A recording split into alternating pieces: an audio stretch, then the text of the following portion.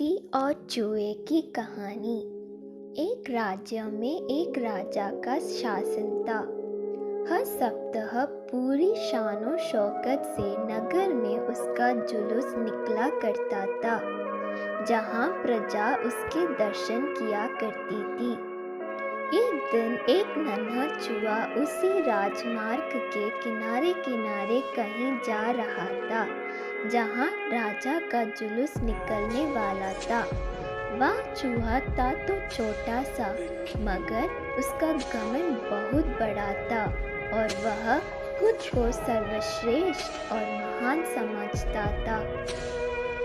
कुछ देर बाद राजमार्ग से राजा का भव्य जुलूस निकला, जिसे देखने लोगों की भीड़ लगने लगी। राजा अपने पूरे दल बल के साथ था। उसके सैनिक उसे घेरे हुए थे। कई मंत्री और अनुचर उसके पीछे थे। वह एक विशाल शाही हाथी पर सवार था। हाथी शाही था, इसलिए उसे भव्यता से सजाया गया था और उसकी शान भी देखते बनती थी। जुलूस में हाथी के साथ एक शाही बिल्ली और एक कुत्ता भी थे।